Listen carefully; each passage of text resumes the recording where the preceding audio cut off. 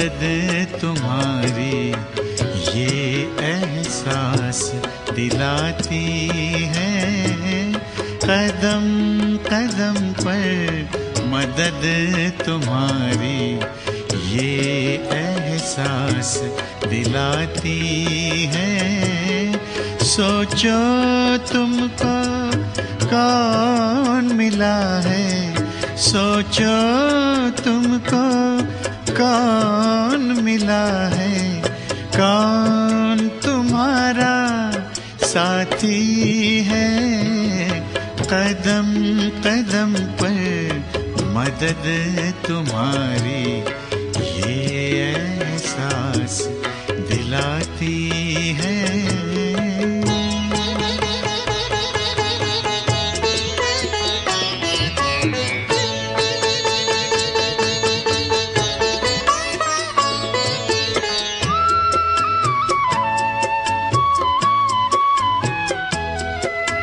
पल भर जब भी होते अकेले पास मेरे आ जाते हो। पल भर जब भी होते अकेले पास मेरे आ जाते हो। धीमे धीमे कानों में अनहद नाद सुनाते हो। एक किरण अनदेखी आती, एक किरण अनदेखी आती, राह दिखाकर जाती है। भरते हुए ना किसी ने देखा पर झोली भर जाती है। कदम कदम पर मदद तुम्हारी ये एहसास दिलाती है।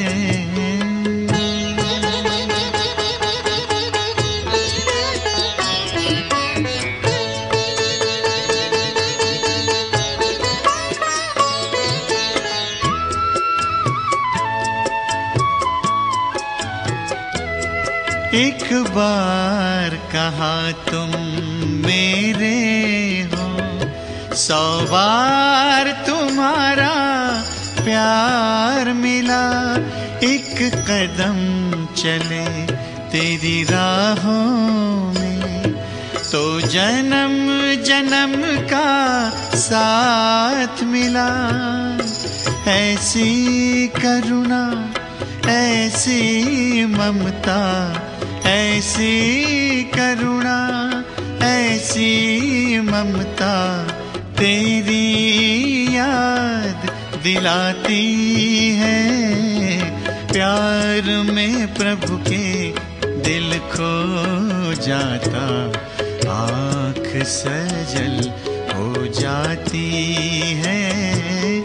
कदम कदम पर मदद तुम्हारी ये एहसास दिलाती है। सोचो तुमको कौन मिला है, सोचो तुमको कौन मिला है, कौन तुम्हारा साथी है।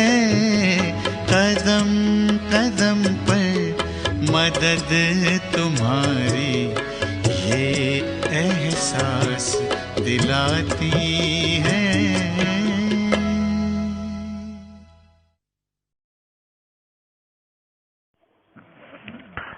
ओम शांति। आज 4 मई 2022 प्यारे बाबा के मधुर महावाक्य। मीठे बच्चे, श्रीमत पर पवित्र बनो तो धर्म राज की सजाओं से छूट जाएंगे। हीरे जैसा बनना है तो ज्ञान अमृत पियो, विष को छोड़ो। प्रश्न: सतयुगी पद का सारा मदार किस बात पर है? उत्तर, पवित्रता पर। तुम्हें याद में रह पवित्र जरूर बनना है। पवित्र बनने से ही सद्गति होगी। जो पवित्र नहीं बनते वे सजा खाकर अपने धर्म में चले जाते हैं। तुम भल घर में रहो, परंतु किसी देहधारी को याद नहीं करो। पवित्र रहो तो ऊंच पद मिल जाएगा। गीत तुम्हें पाके हमने जहां पा लिया। ओम शांति। शिव भगवानु वाच। और कोई को भी भगवान नहीं कहा जाता। एक निराकार परमपिता परमात्मा को ही शिव बाबा कहा जाता है। वह है सभी आत्माओं का बाप। पहले पहले यह निश्चय होना चाहिए, हम शिव बाबा के बच्चे जरूर हैं। दुख के समय कहते हैं परमात्मा सहायता करो, रहम करो। यह भी नहीं जानते कि हमारी आत्मा परमात्मा को याद करती है। अहम आत्मा का बाप वह है। इस समय सारी दुनिया है पतित आत्माओं की। गाते हैं हम पापी नीच हैं, आप संपूर्ण निर्विकारी हैं, परंतु फिर भी अपने को समझते नहीं हैं। बाप समझाते हैं कि जब तुम कहते हो भगवान बाप एक है, तो तुम सब आपस में भाई भाई हो गए। फिर शरीर के नाते सब भाई बहन ठहरे। शिव बाबा के बच्चे फिर प्रजापिता ब्रह्मा के भी बच्चे ठहरे। यह तुम्हारा बेहद का बाप टीचर गुरु है। यह कहते हैं मैं तुमको पतित नहीं बनाता हूँ, मैं तो आया हूँ पावन बनाने। अगर मेरी मत पर चलेंगे तो। यहाँ तो सब मनुष्य रावण मत पर हैं। सब में 5 विकार हैं। बाप कहते हैं बच्चे अब निर्विकारी बनो, श्रीमत पर चलो, परंतु विकारों को छोड़ते ही नहीं हैं, तो स्वर्ग के मालिक बनते नहीं। सब अजामिल जैसे पापी बन गए हैं। रावण संप्रदाय है, यह शोक वाटिका है। कितना दुखी हैं। बाप आकर फिर राम राज्य बनाते हैं। तो तुम बच्चे जानते हो कि यह सच्चा सच्चा युद्ध का मैदान है। गीता में भगवान कहते हैं काम महाशत्रु है, उन पर जीत पहनो। सो तो पहनते नहीं हैं। अभी बाप बैठ समझाते हैं। तुम्हारी आत्मा इन ऑर्गन्स द्वारा सुनती है, फिर सुनाती है। एक्ट आत्मा करती है। हम आत्मा शरीर धारण कर पार्ट बजाते हैं, परंतु मनुष्य आत्म अभिमानी के बदले देह अभिमानी बन पड़े हैं। अब बाप कहते हैं देही अभिमानी बनो। सतयुग में आत्म अभिमानी रहते हैं, परमात्मा को नहीं जानते हैं। यहाँ तुम देह अभिमानी हो और परमात्मा को भी नहीं जानते हो, इसलिए तुम्हारी ऐसी दुर्गति हो गई है। दुर्गति को भी समझते नहीं। जिनके पास धन बहुत है वह तो समझते हैं हम स्वर्ग में बैठे हैं। बाप कहते हैं यह सब गरीब बन जाते हैं, क्योंकि विनाश होना है। विनाश होना तो अच्छा है ना, हम फिर मुक्ति धाम में चले जाएंगे। इसमें तो खुश होना चाहिए। तुम मरने के लिए तैयारी कर रहे हो। मनुष्य तो मरने से डरते हैं। बाप तुमको वैकुंठ ले चलने के लिए लायक बना रहे हैं। पतित तो पतित दुनिया में ही जन्म लेते रहते हैं। स्वर्गवासी कोई भी नहीं होते। मूल बात बाप कहते हैं, पवित्र बनो। पवित्र बनने बिगर पवित्र दुनिया में चल नहीं सकेंगे। पवित्रता पर ही अबलाओं पर मार पड़ती है। विष को अमृत समझते हैं। बाप कहते ज्ञान अमृत को छोड़ मैं तुमको हीरे जैसा बनाता हूँ। बाप कहते हैं ज्ञान अमृत से तुमको हीरे जैसा बनाता हूँ। फिर तुम विष खाकर कौड़ी जैसे क्यों बनते हो? आधा कल्प तुमने विष खाया, अब मेरी आज्ञा मानो, नहीं तो धर्म राज के डंडे खाने पड़ेंगे। लौकिक बाप भी कहते हैं, बच्चे ऐसा काम नहीं करो जो कुल का नाम बदनाम हो। बेहद का बाप कहते हैं, श्रीमत पर चलो, पवित्र बनो। अगर कामचिता पर बैठे तो तुम्हारा मुंह काला तो है और ही काला हो जाएगा। अभी तुमको ज्ञान चिता पर बिठाए गोरा बनाते हैं। काम चिता पर बैठने से स्वर्ग का मुंह भी नहीं देख सकेंगे। इसलिए बाप कहते अब श्रीमत पर चलो। बाप तो बच्चों से ही बात करेंगे ना, बच्चे ही जानते हैं। बाप कहते स्वर्ग का वर्षा देने आया हूँ। कलयुग अब पूरा होना है। जो बाप की श्रीमत पर चलेंगे उनकी ही सद्गति होगी। पवित्र नहीं बनेंगे तो सजा खाकर अपने धर्म में चले जाएंगे। भारतवासी ही स्वर्गवासी थे, अब पतित बन पड़े हैं।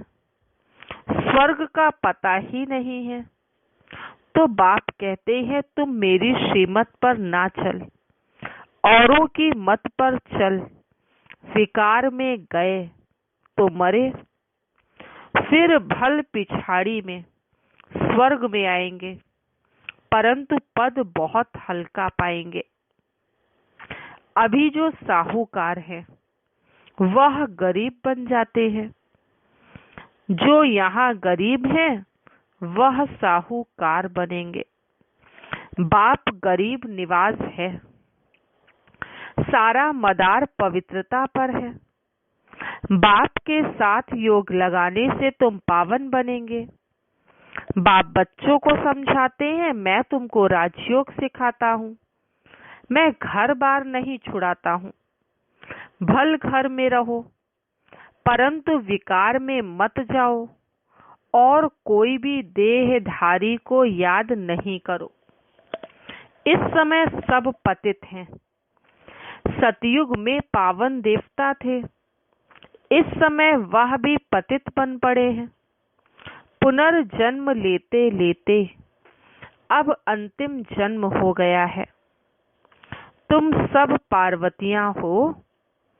तुमको अब अमरनाथ बाप अमर कथा सुना रहे हैं, अमरपुरी का मालिक बनाने। तो अब अमरनाथ बाप को याद करो।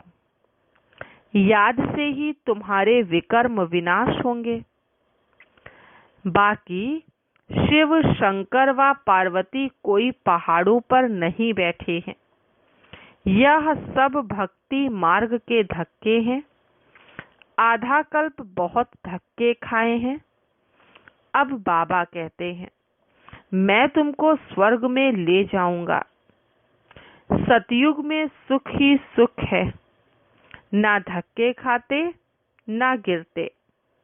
मुख्य बात है ही पवित्र रहने की। यहाँ जब बहुत अत्याचार करते हैं तो पाप का घड़ा भर जाता है और विनाश होता है। अब एक जन्म पवित्र बनो तो पवित्र दुनिया के मालिक बन जाएंगे। अब जो श्रीमत पर चले, अगर कल्प पहले श्रीमत पर नहीं चले हैं तो अभी भी नहीं चलेंगे और ना पद पाएंगे। एक बाप के तुम बच्चे हो, तुम तो आपस में भाई बहन हो गए, परंतु बाप का बनकर अगर गिरे तो और भी रसातल में चले जाएंगे और ही पाप आत्मा बन जाएंगे। यह है ईश्वरीय गवर्नमेंट। अगर मेरी मत पर पवित्र नहीं बने तो धर्मराज द्वारा बहुत कड़ी सजा खानी पड़ेगी। जन्म जन्मांतर के जो पाप किए हैं उन सब की सजा खाकर हिसाब किताब चुकता करना होगा। या तो योग बल से विकर्मों को भस्म करना होगा या तो बहुत कड़ी सजा खानी पड़ेगी। कितने ढेर ब्रह्मा कुमार और कुमारियां हैं, सब पवित्र रहते हैं, भारत को स्वर्ग बनाते हैं। तुम हो शिव शक्ति पांडव सेना, गोप गोपियां, इसमें दोनों आ जाते हैं। भगवान तुमको पढ़ाते हैं। लक्ष्मी नारायण को भगवती भगवान कहते हैं। उन्हों को जरूर भगवान ने ही वर्षा दिया होगा। अगर भगवान ही आकर तुमको देवता बनाते हैं। सतयुग में यथा राजा रानी तथा प्रजा रहते हैं, सब श्रेष्ठाचारी थे। अब रावण राज्य है। अगर राम राज्य में चलना है तो पवित्र बनो और राम की मत पर चलो। रावण की मत से तो तुम्हारी दुर्गति होती है। गाया हुआ भी है किनकी दबी रहेगी धूल में। सोना आदि जमीन में दीवारों में छिपाते हैं। अचानक मरेंगे तो सब कुछ वहां ही रह जाएगा। विनाश तो होना ही है। अर्थक्वेक आदि जब होती है तो चोर लोग भी बहुत निकल पड़ते हैं। अब धनी बाप आया है तुमको अपना बनाकर विश्व का मालिक बनाने। आजकल वानप्रस्थ अवस्था में भी विकार बिगड़ रह नहीं सकते, बिल्कुल ही तमो प्रधान बन गए हैं। बाप को पहचानते ही नहीं। बाप कहते मैं पवित्र बनाने आया हूँ। अगर विकार में जाएंगे तो बड़ी कड़ी सजा खानी पड़ेगी। मैं पवित्र बनाए पवित्र दुनिया स्थापन करने आया हूँ। फिर तुम पतित बन विघ्न डालते हो। स्वर्ग की रचना में बाधा डालते हो तो बहुत कड़ी सजा खानी पड़ेगी। मैं आया हूँ तुमको स्वर्गवासी बनाने के लिए। अगर विकार नहीं छोड़ेंगे तो धर्मराज द्वारा बहुत मारे खाएंगे। बहुत त्राही त्राही करनी पड़ेगी। यह इंद्र सभा है, कहानी है ना। वहां ज्ञान परियां थी। किसी पतित को ले आए तो उनका वाइब्रेशन आता था।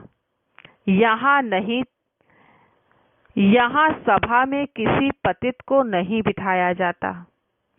पवित्रता की प्रतिज्ञा करने बिगर बिठाया नहीं जाता, नहीं तो फिर ले आने वाले पर भी दोष पड़ जाता है। बाप तो जानते हैं फिर भी ले जाते हैं तो शिक्षा दी जाती है। शिव बाबा को याद करने से आत्मा शुद्ध होती है। वायुमंडल में साइलेंस हो जाती है। बाप ही बैठ परिचय देते हैं कि मैं तुम्हारा बाप हूँ। 5000 वर्ष पहले मौफिक तुमको मनुष्य से देवता बनाने आया हूँ। बेहद का बाप बेहद के बाप से बेहद सुख का वर्षा लेना है। अच्छा, मीठे मीठे सिकील दे बच्चों प्रति माता पिता बाप दादा का याद प्यार और गुड मॉर्निंग। रूहानी बाप की रूहानी बच्चों को नमस्ते। हम रूहानी बच्चों की रूहानी बाप दादा को याद प्यार गुड मॉर्निंग और नमस्ते। आज की मुरली से धारणा के लिए मुख्य सार। फर्स्ट पॉइंट है, योग बल द्वारा विकर्मों के सब हिसाब किताब चुकतू कर आत्मा को शुद्ध और वायुमंडल को शांत बनाना है। सेकंड पॉइंट, बाप की श्रीमत पर संपूर्ण पावन बनने की प्रतिज्ञा करनी है। विकारों के वश होकर स्वर्ग की रचना में विघ्न रूप नहीं बनना है। वरदान, मन बुद्धि की स्वच्छता द्वारा यथार्थ निर्णय करने वाले सफलता संपन्न भव। किसी भी कार्य में सफलता तब प्राप्त होती है जब समय पर बुद्धि यथार्थ निर्णय देती है, लेकिन निर्णय शक्ति काम तब करती है जब मन बुद्धि स्वच्छ हो, कोई भी किचड़ा ना हो। इसलिए योग अग्नि द्वारा किचड़े को खत्म कर बुद्धि को स्वच्छ बनाओ। किसी भी प्रकार की कमजोरी यह गंदगी है। जरा सा व्यर्थ संकल्प भी किचड़ा है।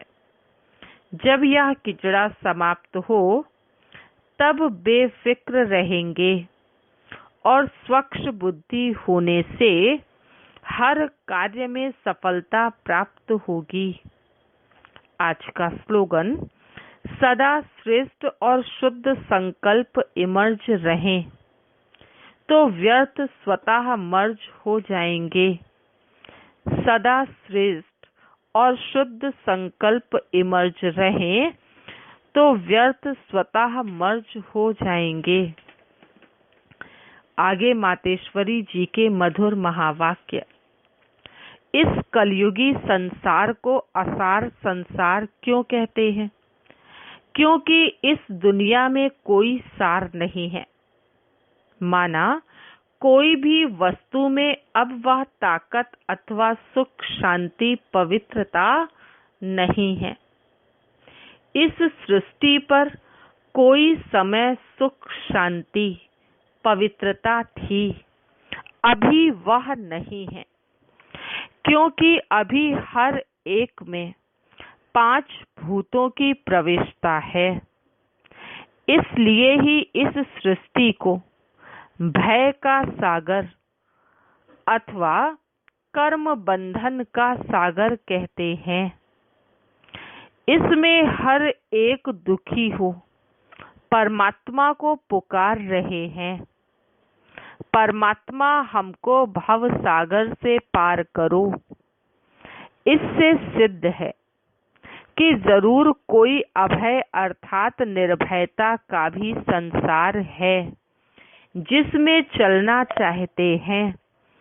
इसलिए इस संसार को पाप का सागर कहते हैं, जिससे पार कर पुण्य आत्मा वाली दुनिया में चलना चाहते हैं। तो दुनियाएं 2 हैं, एक सतयुगी सार वाली दुनिया, दूसरी है कलयुगी असार की दुनिया। दोनों दुनियाएं इस सृष्टि पर होती हैं। मनुष्य कहते हैं, हे प्रभु, हमें इस भव सागर से उस पार ले चलो। उस पार का मतलब क्या है? लोग समझते हैं उस पार का मतलब है जन्म मरण के चक्र में ना आना, अर्थात मुक्त हो जाना। अब यह तो हुआ मनुष्यों का कहना, परंतु परमात्मा कहते हैं, बच्चों, सचमुच जहाँ सुख शांति है। अब यह तो हुआ मनुष्यों का कहना, परंतु परमात्मा कहते, बच्चों सचमुच जहाँ सुख शांति है, दुख अशांति से दूर है, उस दुनिया में तो तुमको ले चलता हूँ। जब तुम सुख चाहते हो तो जरूर वो इस जीवन में होना चाहिए। अब वो तो सतयुगी वैकुंठ के देवताओं की दुनिया थी, जहाँ सर्वदा सुखी जीवन थी। उन देवताओं को अमर कहते हैं। अब अमर का भी कोई अर्थ नहीं है। ऐसे तो नहीं, देवताओं की आयु कितनी बड़ी थी, मरते ही नहीं थे। अब यह कहना उन्हों का रॉन्ग है, क्योंकि ऐसे है नहीं। उनकी आयु कोई सतयुग त्रेता तक नहीं चलती है, परंतु देवी देवताओं के जन्म सतयुग त्रेता में बहुत हुए हैं। 21 जन्म तो उन्होंने अच्छा राज्य चलाया, फिर 63 जन्म द्वापर से कलयुग के अंत तक। टोटल उन्हों के जन्म चढ़ती कला वाले 21 हुए और उतरती कला वाले 63 हुए। टोटल 84 जन्म लेते हैं। बाकी यह जो मनुष्य समझते हैं कि मनुष्य 84 लाख योनियां भोगते हैं, यह कहना भूल है। अगर मनुष्य अपनी योनि में दुख सुख दोनों पार्ट भोग सकते हैं, तो फिर जानवर योनि में भोगने की जरूरत ही क्या है। बाकी टोटल सृष्टि पर जानवर पशु पक्षी आदि 84 लाख योनियां हो सकती हैं, क्योंकि अनेक किस्म की पैदाइश है। लेकिन मनुष्य योनि में ही अपना पाप पुण्य भोग रहे हैं और जानवर अपनी योनियों में भोग रहे हैं। ना मनुष्य जानवर की योनि लेता और ना जानवर मनुष्य योनि में आता है। मनुष्य तो अपनी योनि में ही भोगनी पड़ती है, इसलिए उसे मनुष्य जीवन में ही सुख दुख की महसूसता होती है।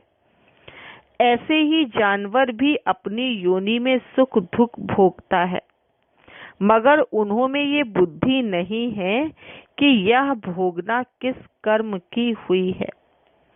उन्हों की भोगना को भी मनुष्य फील करता है, क्योंकि मनुष्य है बुद्धिवान।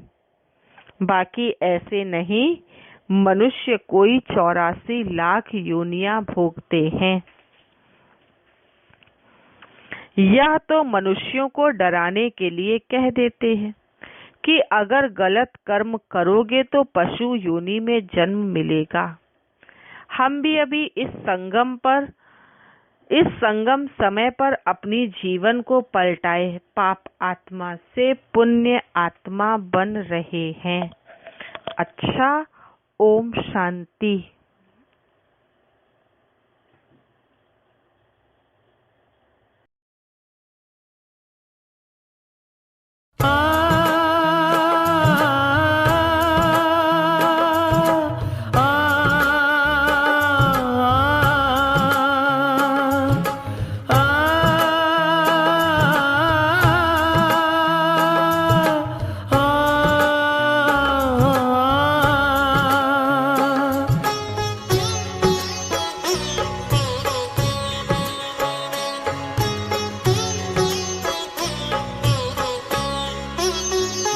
वरदान लुटाने वाले, सद्ज्ञान सुनाने वाले, वरदान लुटाने वाले, सद्ज्ञान सुनाने वाले।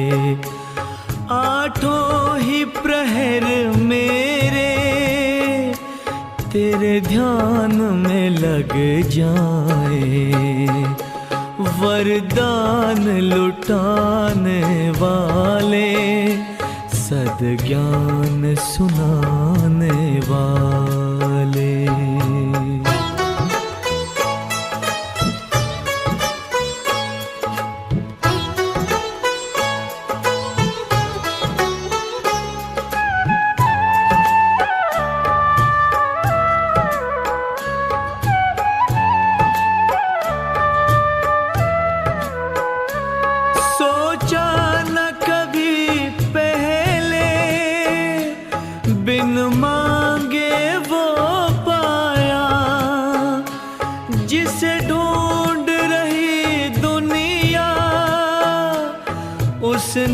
हमें अपनाया, उसने हमें अपनाया।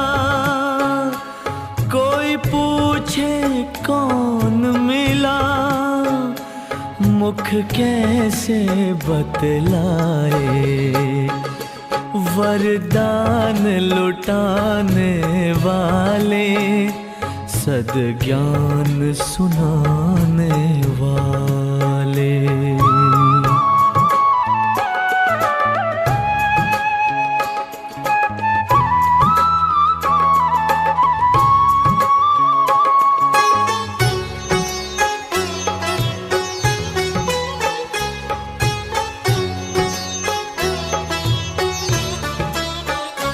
चुप रहना चाहे हम, ये आंखें बोलती है। इनमें बसता है तो सब भेद ये खोलती है, सब भेद ये खोलती है। चेहरे की ये मुस्कान तेरा पता बता जाए। वरदान लुटाने वाले, सद्ज्ञान सुनाने वाले।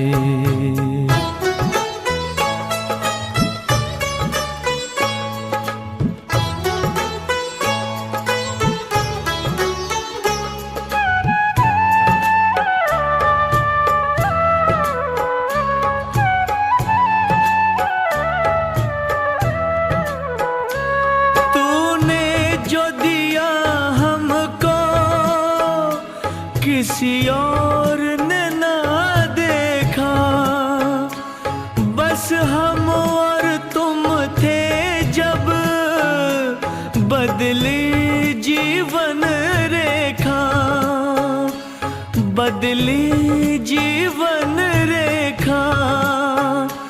चमके क्यों ना भाग्य भला, भगवान जो चमकाए। वरदान लुटाने वाले, सद्ज्ञान सुनाने वाले। वरदान लुटाने वाले, सद्ज्ञान सुनाने वाले। आठों ही प्रहर मेरे तेरे ध्यान में लग जाए। वरदान लुटाने वाले, सद्ज्ञान सुनाने वाले। वरदान लुटाने वाले, सद्ज्ञान सुनाने वाले। वरदान लुटाने वाले, सद्ज्ञान सुनाने वाले। वरदान लुटाने वाले, सद्ज्ञान सुनाने वाले।